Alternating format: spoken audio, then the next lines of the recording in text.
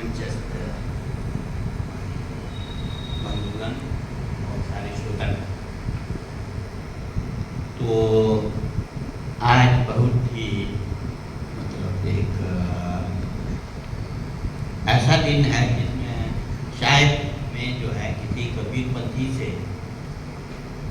मतलब साक्षात जो है कबीर के बारे में सुना नहीं, लेकिन मेरे जीवन में ऐसा है कि एक जो घटना घटी है तो अध्यात्म के बारे में सबसे पहले कबीर को ही सुना। जब हम सातवीं में थे तो हिंदी किताब में कबीर के दोहे होते थे, तुलसी के दोहे हैं और कुछ ऐसे हैं, तो उसमें कबीर का जो दोहा है वो मैं सुना हूँ और कुछ कुछ अभी भी याद है। और कभी कभी मैं जो है सुबह मेरा विपश्यना चलता है तो उसमें कुछ कुछ जो बहुत ही आध्यात्मिक है तो 2-4 दोहा मैं बना भी लेता हूँ। तो आज मैं इसलिए आया कि हमारे मित्र उमेश जी जो है इसमें जो विशेष कबीर के जो विषय लिखा है उस पर आप बोलने वाले हैं तो आपको सुनने आया था। और अभी हमारे गांधी जी ने भी कबीर के बारे में काफ़ी कहा। तो जब भी मैं कबीर के दोहों को पढ़ता हूँ या सुनता हूँ तो हमारे लिए तो शायद क्योंकि मैं वज्रयानी में हूँ, मैं मूल रूप से वज्रयानी अध्ययन क्या महायान का, फिर साधना कर रहा हूँ थेरवाद का, तो मैं ऊपर से नीचे लौट रहा हूँ एक किस्म का। तो मुझे जो है जो भी मैं भारतीय जो हम लोगों की परंपरा में अध्यात्म के ग्रंथ हैं उसमें कोई कॉन्ट्रडिक्शन मुझे दिखाई नहीं देता है, क्योंकि मैंने पहले ही वज्रयान से नीचे उतरा है। मिलारेपा के दोहों को हमने पढ़ा है। मिलारेपा जो वज्रयान के तिब्बत में सबसे बड़े मतलब साधक हैं और सिद्ध रहे। तो अगर मिलारेपा के जो आपके 100,000 दोहे हैं, 100,000 souls मिलारेपा, अगर उसको पढ़ेंगे तो सारे जो आप सिद्धों की एक विशेष परंपरा है उसको आप जो है जान जाएंगे। तो इसलिए हमें जितने भी भारतीय जो सिद्ध हैं और इस प्रकार के जो दोहे में गाए गए हैं उनको पढ़ने से मुझे ऐसा लगता है कि वो अध्यात्म का वही हिस्सा है जो वज्रयान कहता है, अलग नहीं है। लेकिन उसको जो है एक जो प्रतिपादित करने की शैली है वो अलग हो सकता है। इसलिए संसार में जितने भी धर्म हैं मुझे तो ऐसा लगता है कि वो अलग नहीं है। क्यों? क्योंकि धर्म का जो संप्रदाय बनता है वो पात्र के अनुसार होता है। हर इतना बड़ा विश्व है वहाँ पर सब जगह एक जैसे हूबहू ऐसा कभी संभव नहीं है ना।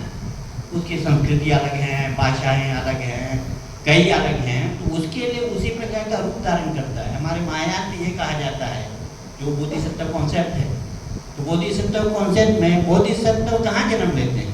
बोधिसत्व जो है वहाँ जन्म लेते हैं जहाँ उनकी आवश्यकता है। हम बच्चों को पढ़ाते समय भी ये कहते हैं कि बोधिसत्व आपके मोहम्मडन में हो सकते हैं, बोधिसत्व क्रिश्चियन में हो सकते हैं, बोधिसत्व सनातन में हो सकते हैं, यहूदी हो सकता है, दुनिया का किसी भी कोई कोना। जब बोधिसत्व तथागत संगीत समुद्र के जो हम लोग 500 जातक हैं, 500 के ऊपर उसको पढ़ते हैं तो वो खरगोश बनते हैं, वो आपका मृग बनते हैं और भी कई प्रकार के जामुन बनकर दूसरों को कल्याण कर सकते हैं। तो मनुष्य रूप क्यों नहीं धारण कर सकते?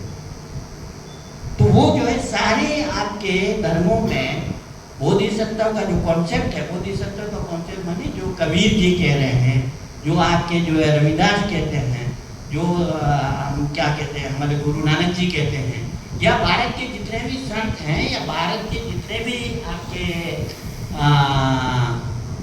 अध्यात्म के शास्त्र हैं उसमें हमारे नवीन अगर हम क्रिश्चियन को जोड़ें, हम लोग जो है मोहम्मडन को जोड़ें, तो मुझे तो ऐसा लगता है, हालांकि मैं सारे उसको नज़दीक से जा नहीं पाया हूँ, लेकिन जो एक पूरा जो थ्योरी निकलता है उसमें कोई कॉन्ट्रडिक्शन नहीं है। कॉन्ट्रडिक्शन जानबूझकर बनाए जाते हैं ताकि दुनिया में छोटा मोटा होते रहे। तो ये हम लोगों को जो आप मंच पर आए हैं और जो हम लोग संसार में शांति को स्थापित करना चाहते हैं, उनका ये कर्तव्य बनता है कि हम उन कॉन्ट्रडिक्शन को, क्यों कॉन्ट्रडिक्शन है उसको समझाएं प्यार से। कहीं भी हो सकता है, बुद्धिज्म में भी हो सकता है, आपका जो है हर धर्म में कहीं ना कहीं कॉन्ट्रडिक्शन लोग खड़ा कर देते हैं। कि ये ऐसा क्यों है, वो कैसे क्यों है। प्रश्न है एक किस्म का, लेकिन प्रश्न को जो संपूर्ण जानते हैं तो वो जो है निश्चित रूप से एक तो जो आपके पात्र के अनुसार है। जैसे कबीर जी कहते हैं कि भाई ताकत मुल्ला बांध दे क्या बेरा हुआ खुदा है। ये जो है मुसलमानों को चिढ़ाना नहीं है, जो उसके वास्तविक अर्थ को नहीं जानकर केवल जाके वो उसका वो करते हैं, उनके लिए कहा जा रहा है ना, जो अर्थ नहीं जानते।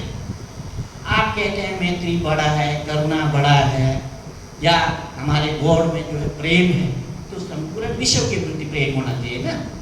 तो वो जो है अगर नहीं है तो उनके लिए जो हमारे खास करके जो सिद्ध लोग हैं जिन्होंने दोहा का गान किया है, तो उसमें जो बातें आती इतनी अच्छी हैं, सटीक हैं, तो वो जो है हम लोगों को सिखा रहे हैं। तो उसमें कोई हम लोगों का वो नहीं, जैसे मूर्ति पूजा नहीं करनी चाहिए, कई लोग मानते हैं नहीं करनी चाहिए, लेकिन जो अभी नए हैं उनके लिए मूर्ति चाहिए कि नहीं चाहिए।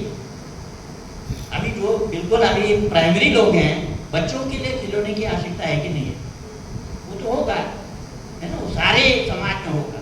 तो इसलिए हम लोगों का धर्म का जो आपसी झगड़ा है, हमने लगभग मैं पिछले 47 साल से दर्शन पढ़ रहा हूँ, खास करके बौद्ध दर्शन, और उसके साथ साथ सारे जगह घूमते रहते हैं। तो मुझे तो एक ही सार लगा, वो ये है कि हम लोग जो है अनजाने में गलत बातों को दोहराते रहते हैं, और उस गलत बातों को दोहराने से मतलब कि एक बच्चा को समझाना है उस तरह समझाना पड़ता है, थोड़े आगे जाएंगे उस तरह से समझाना पड़ता है।